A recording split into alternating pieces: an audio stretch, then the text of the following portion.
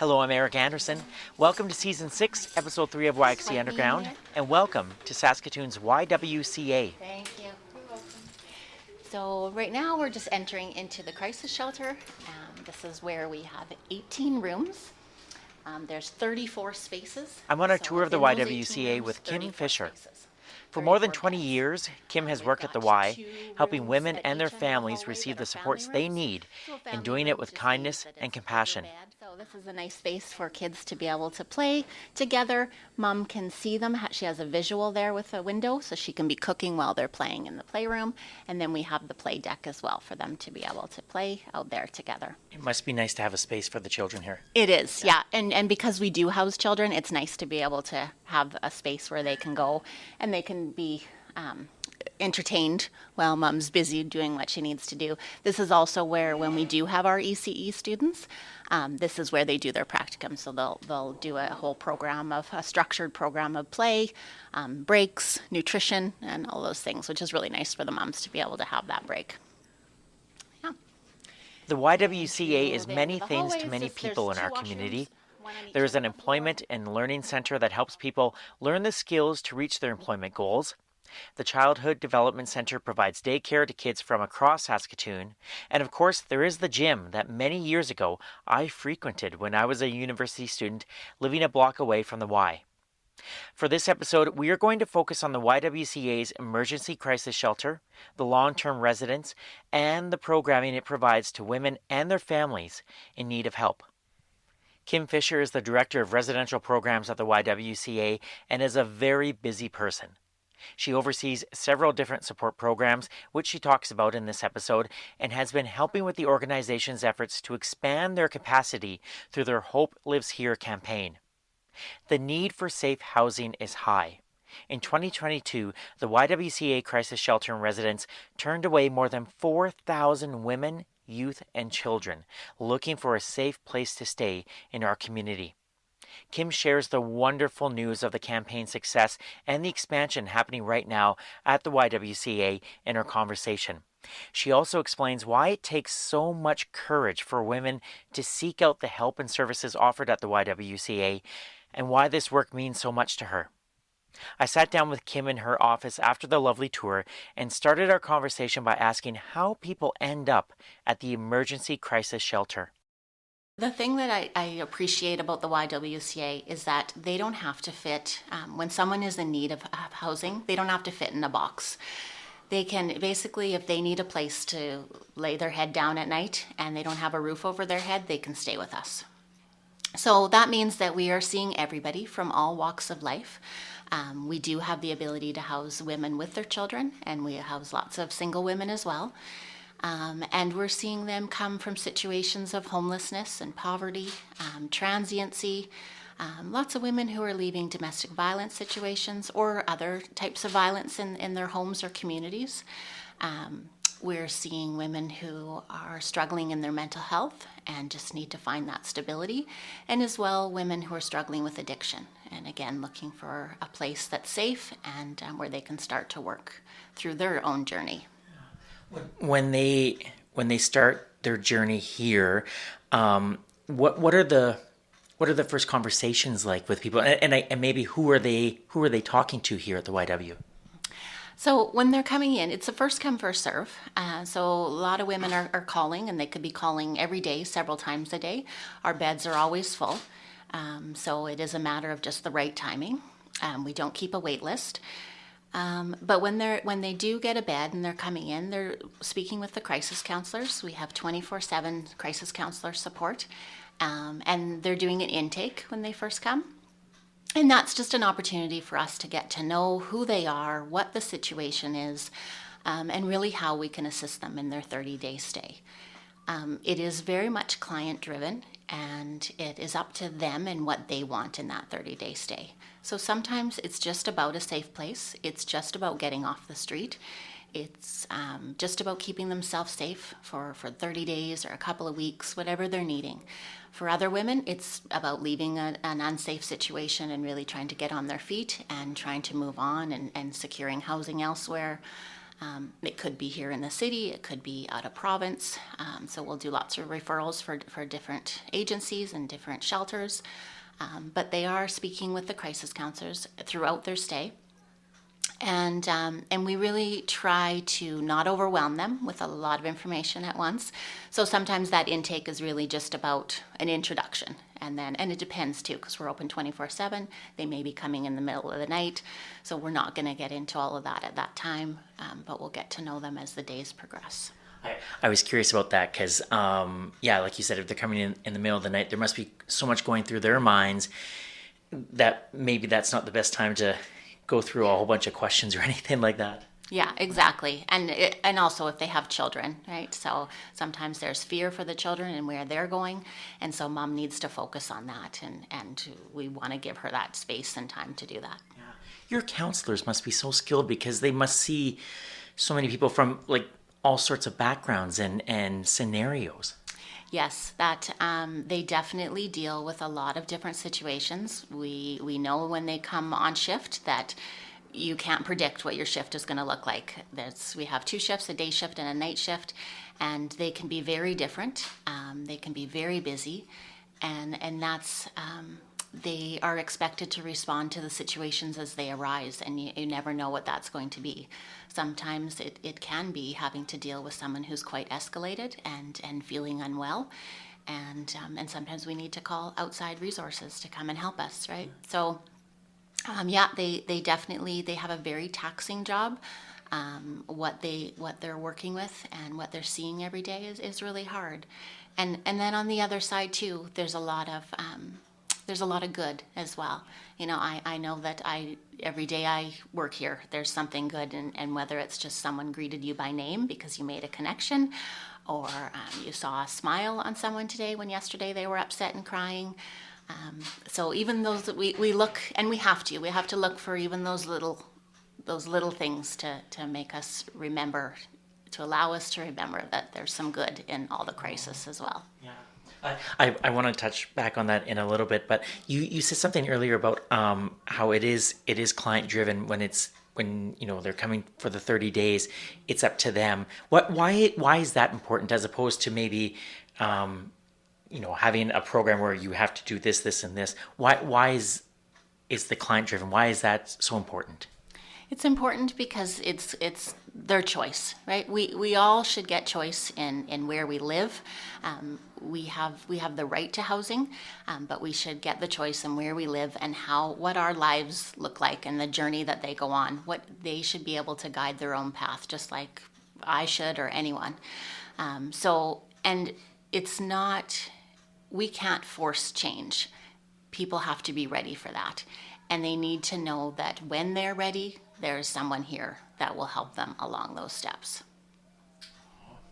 That was very nicely put.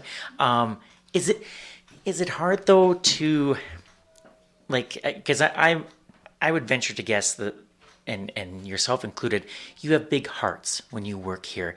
Is it hard when you see someone struggling to, like you say, you don't want to force change, but is that hard sometimes when you just want what's best for a person? Absolutely. Yeah, because they need to be ready though, and that's the piece. Even though sometimes we have to, and we talk about this as a staff all the time, we have to respect their choices. Even though it might not be something that we know is the best choice or the choice that's going to continue to allow them to go down the path, we also have to make mistakes. And so allowing that, giving people the dignity to make their own mistakes and then make choices from that based off of those mistakes. And that's okay. I think that's how we learn. And we always say that when they walk into our doors, when a resident walks into our doors, she is not expected to change. So it is up to her, and when she's ready to do that, and if that's even something that she wants at this time or maybe in the future. Because success isn't based off of someone else deciding when it's time to make change. It's about when you're ready to, and when you see the results of that. That's when true success starts to happen and true change starts to happen. You're very wise. I'm wondering too, like, in the emergency shelter then, because I know they're here for 30 days, but in terms of maybe that change taking a while, are there circumstances where you do see people like on different occasions and people you begin to see that change over? You're nodding your head, yeah. Yeah, that's one of the best moments actually, when you see someone come back, or let's say their last stay didn't go very well, or they didn't end up with housing, and then they come back and you see some change. So you see that maybe they've been sober for even a few days or a week, and they're thinking clear-headed and they're wanting to make those steps. But that is one of the best, and that when I was talking earlier about celebrating those little successes, that's what it is. That's what it looks like when someone comes in, and even when they come in and they remember your name and they say, "Thanks, Kim, for helping me last time I was here." That connection that referral that you made, I'm working with that person. Right? So it's just those little pieces, but yeah, that is one of the best parts of the job, is seeing those changes and when people return, and because I believe that when they stay here, they take a little piece of something, right? And I think that's what our job is to give them that little seed to plant, so that when they're ready, they know where to go to get the help. So after the 30 days, what happens then, Kim? Well, we try in the 30 days the staff will do case plans with each client. So, and again, I say client driven, it's their goals that they identify. So it's maybe I want to get into school, maybe I want to get daycare for my child, want to find a home, want to find a job. So whatever those goals are, the staff work with them to try to help them achieve that. It's all in-house support. Unfortunately, we're not going out into the community with our clients, which would be great if we could, but that we're limited in that. We're giving those referrals so that at the end of 30 days, they do have something. They at least have what they were hoping to achieve by the time they left here. So, and number one is usually the housing. So just trying to make sure that they secure something. It's really hard in the housing market right now. It's just, there's not a lot available. So it feels like we're trying to perform miracles in finding housing, especially for families in 30 days. And sometimes we have to extend them because maybe they can get into a place, but they can't get in for another week. So that's okay. We'll do that. We'll do that extension, especially if they do have something confirmed that they can move into. But there's times too that despite all the efforts of staff or the resident, there isn't anything to move into. And so sometimes we have to make other arrangements, or they have to make other arrangements to stay with family or friends for a little while. And maybe then they return after that. How challenging is it right now in terms of housing? And I know it's been in the news a lot, and we've done a few podcast episodes about that. And I feel like we've been doing that for a couple of years, but have you ever seen it this challenging before? I would say it's only increasing, but yes, I feel like we've been working through these challenges for many years, and it is becoming and with the increase of pricing and everything, right? So it's just hard for families or singles to be able to afford life and afford the basic needs. So yeah, it is very challenging. It's one of the harder parts of the job because there's not a lot that we can do about that. Right, so we just have to make those connections and with other housing managers and see what the best that we can do for our clients. Do you find that when you're talking about the connections that everyone is kind of at least trying to pull in the same direction in terms of trying to find solutions here in the community? Yeah, I think that we have some great community organizations in our community, and I do feel certainly post-COVID now, and even during COVID, that we are working less in our silos and we're working more together as a community, and I really appreciate that, and it's quite exciting, and I'm glad to be part of that. We've grown in our partnerships, and I think that's only going to benefit our clients and our mutual clients. But we're not there yet, and but I do feel like we've got a really great community in Saskatoon, and a lot of heart here. People do want to help, and they want to do the right thing, and they want to even provide some flexibility in all of our programs so that we can help each other out.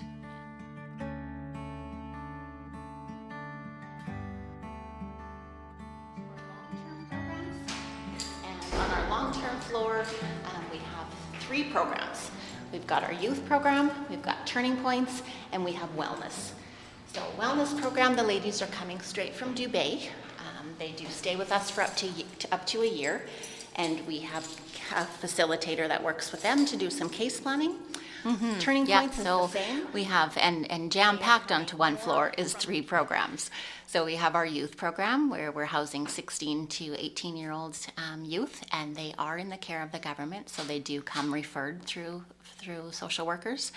And we have two facilitators that work with them to teach life skills, help them get into school, help them stay in school, to go grocery shopping, budgeting, all those kinds of things.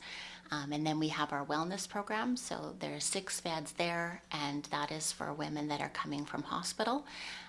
It is a partnership with the health authority, and they stay for up to a year. And again, we have a facilitator there that'll work with them for doing the same things, life skills and stabilization, with a large focus on stabilization.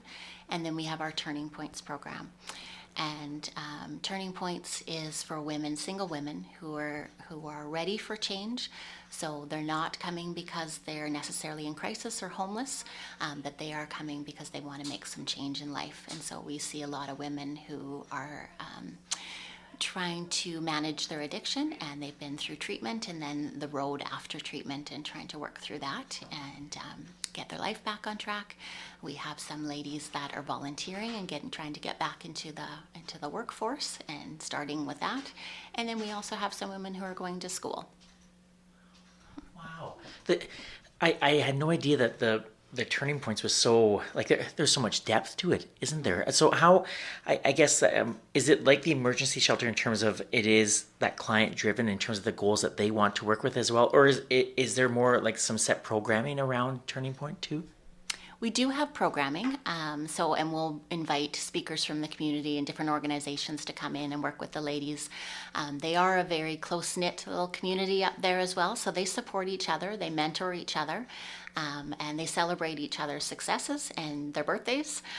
So we always do a birthday celebration for the ladies each month. What was your other question?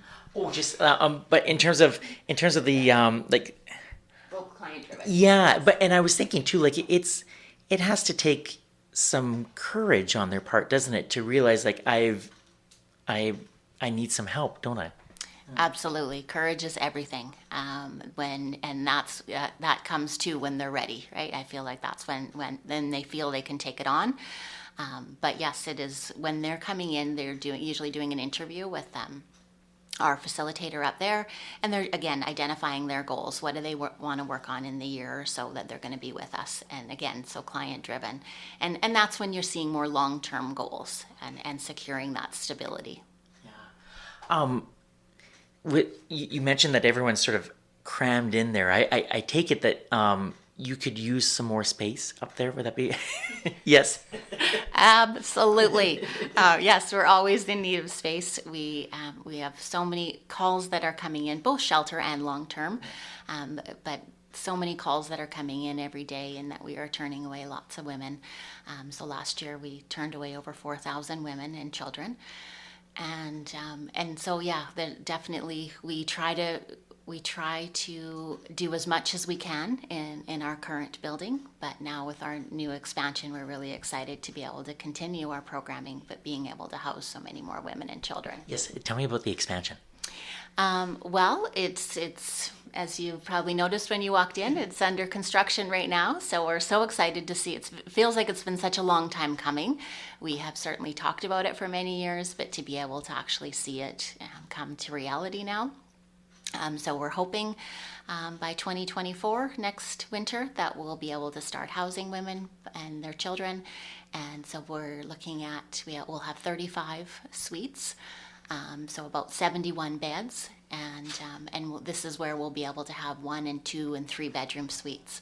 So right now in our units, it's a 1 bedroom, and they share everything else. But here they'll actually have their own suites, just like an apartment, and so be able to have their children there. And it is exciting. I still pinch myself. Is this really happening? But I see it happening right outside my window, and it's exciting. So like, the fact that you have to pinch yourself, like I think shows how much this means to you, but also like there must have been points where you thought this wasn't going to happen.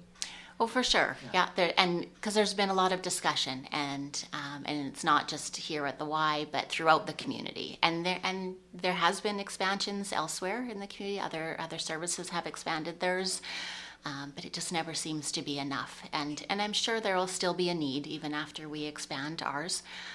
But it's just so great to be able to see this happening, and I think the Y is. I'm biased, obviously, but I do believe that we have the ability to work with the women. We have what's required, and I think that, and I do believe that women, when they're coming here, they feel safe here, and so I hope that we can continue to build off of that. Yeah. You touched on something in terms of the camaraderie. That's up on the top floor with the long-term programs, and the fact that women are celebrating their birthdays with one another. Kim, how important is that, especially with the longer-term programming, that there is that sense of like there's a community up there, and just how important is that? It's so important. I think it's so important for all of us to feel that value and to feel that worth, and to be able to help each other, and that's the piece. They work together. They know when someone's not doing very well, and they kind of are there for each other, and the staff are situated up there as well, and they do the same for the ladies and for each other. Yeah. We were talking about this before we started recording, but you have a lovely story of how you became a part of the YWCA. When did you first start, and how did you get your foot in the door here? Well, yeah, I'm a long-termer.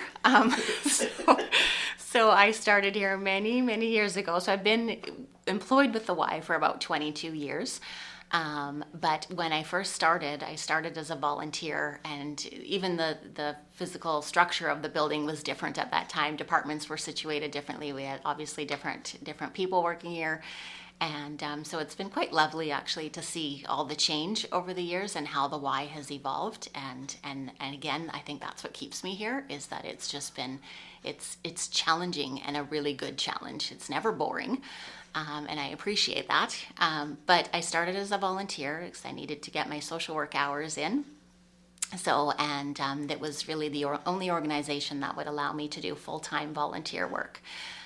So I threw myself right into that, and I got to know the services at the shelter, and I loved it. And I did. What did you love about it?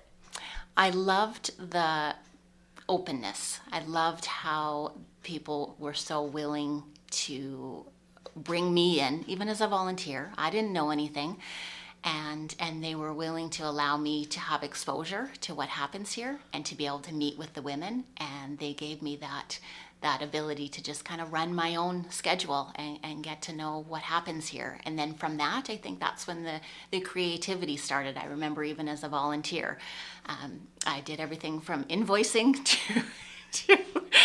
to counseling with the ladies, like informal counseling. But I loved that. Just everyone is welcome, and I think that has never died from the Y. That I know that even people that have worked here in the past will say that, and that once you're part of the Y, you're always part of the Y, and you might not physically be here, but you're here in your heart.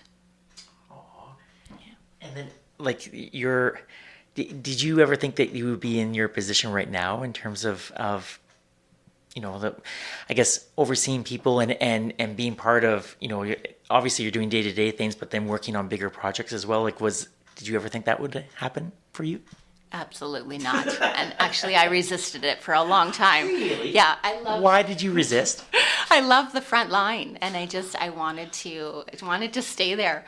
And I remember that because after I volunteered, then I was employed here as a crisis counselor, and I did the shift work, and I even liked the casual work because you got to pick and choose when you worked.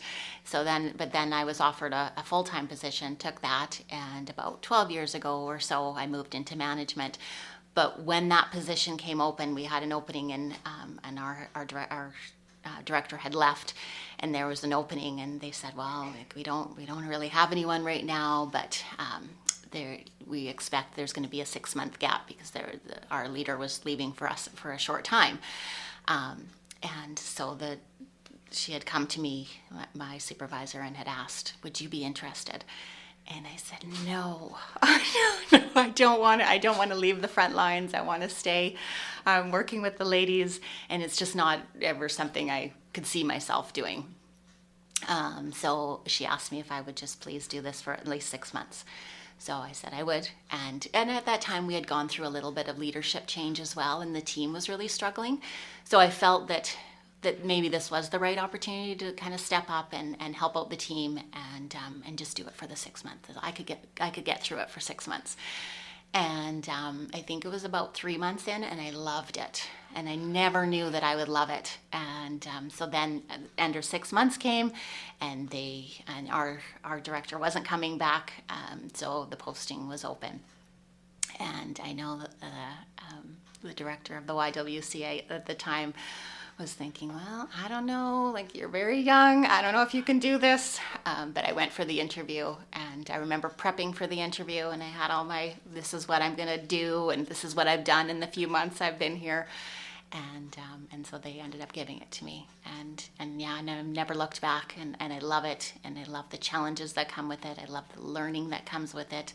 And what we do, I just am so passionate about the service that we provide and the good. And I don't do this on my own, and I'll be very clear of that. I have an amazing team. I have a really good management team that I rely on, and admin support, and then the crisis counselors. And they are amazing at their job, and they have hearts of gold, and they keep coming back. And we've got some long-term staff too that are with me at every step of the way. So it's very much a team. That was an amazing story. Thank you for sharing that. And it's clear. Yeah, it's clear how much you love your job, and I love how you said too that it does take a team, because you can't do this by yourself, and especially I would just imagine too, like, especially with maybe on harder days, the fact that you have a team that you can lean on each other, that must be important. Absolutely. Yeah. I feel that's our the management team that I have. That's exactly how it is. The manager in the shelter, she knows if I've got too much on my plate, and she knows where to pick up. She's been the same length of time that I've been here, so she can read me like a book, and which is good and bad. But she'll be able to pick up where I need that little extra support. And then we also have a leadership team, so all the directors of the YWCA, and we meet weekly, and there's lots of support there, and lots to learn from as well. Yeah. You've been very generous with your time, and I hope this has been an enjoyable experience for you. But before I go, I want to ask, and I know for privacy reasons you probably can't go into names or anything, but I'm wondering if there's a story, if there's a person that throughout your time here at the YWCA that maybe stands out to you in terms of someone that really, I don't know, touched your heart, or a meaningful connection in some way that you might want to share. I think as an example of just how powerful the work that you do here is. There's probably many. Yeah.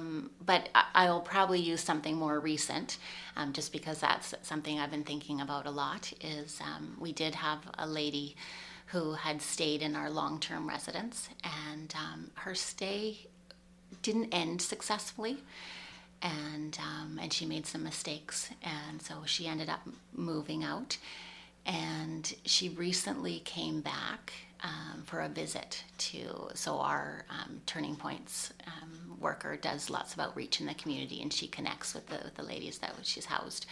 And she actually asked to come up here, and she saw me, and she apologized for how things were when she lived long term with us. And she said, I wasted that opportunity. I should have done better. But then she proceeded to tell me how she's doing. And she has been dealing with addictions all her life, and she is clean and sober, but there's so much in her life that's kind of enmeshed in that lifestyle, but she's been staying strong.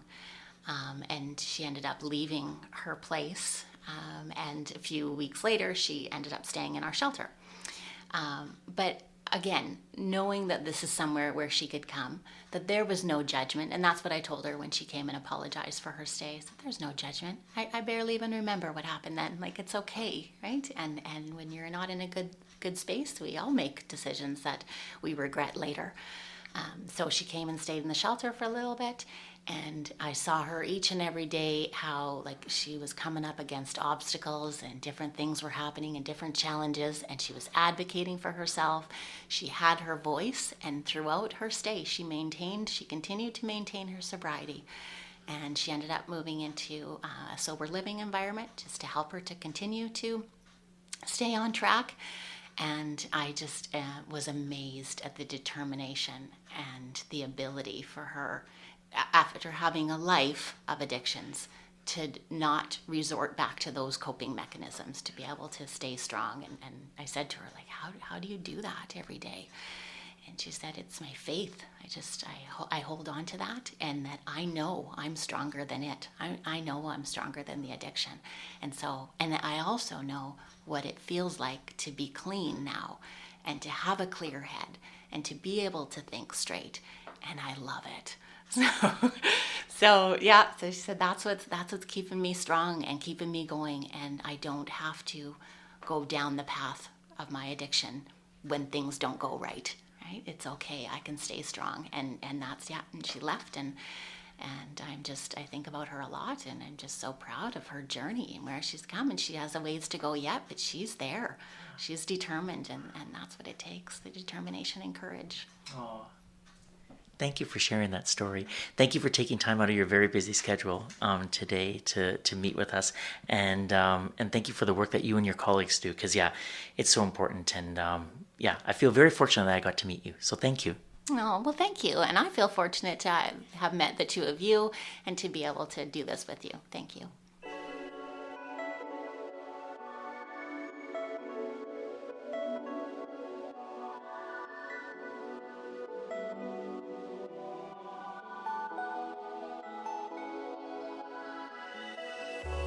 This has been Season 6, Episode 3 of YWCA Underground. My name is Eric Anderson. I host, produce, and edit this local independent podcast. A big thank you to Kim Fisher for taking time out of her very busy schedule to share her passion on the podcast. If you want to learn more about all the amazing programming happening at the YWCA, as well as the Hope Lives Here campaign, please visit ywcasaskatoon.com. You can listen to YWCA Underground wherever you find your favorite podcasts, including Apple Podcasts, Spotify, Good Pods, or the website ywcaunderground.com. Please feel free to leave a 5-star review if you like what you hear, and tell a friend about the podcast. A few thank yous before I sign off. A big thank you to my friend Rana Andres for taking such lovely photos of Kim for this episode, which you can see on Facebook, Twitter, and Instagram. Simply search YWCA Underground. Thank you to Saskatoon's Danger Dynamite for taking such good care of the website. And a big thank you to everyone who has purchased a new YWCA Underground t-shirt, along with the new YWCA Underground dog and cat bandanas. Now the shirts are blue and white 3/4 length baseball style shirts, and they cost $25 each. The bandanas are yellow and black and will be the talk of your neighborhood. They cost $10 each, and all of the money raised from t-shirt and bandana sales go to New Hope Dog Rescue's Animal Safekeeping Program, which we profiled in Season 6, Episode 1 of the podcast. Feel free to reach me through social media or my email, ericandersonyxe@gmail.com, if you would like to buy a shirt or bandana. Thank you again for your support. Before I go, I would like to acknowledge that this interview was gathered on Treaty 6 territory and the traditional homeland of the Métis. YWCA Underground is a production of the Salthammer Production Company. My name is Eric Anderson. Thank you so much for listening, and we'll talk to you soon, Saskatoon.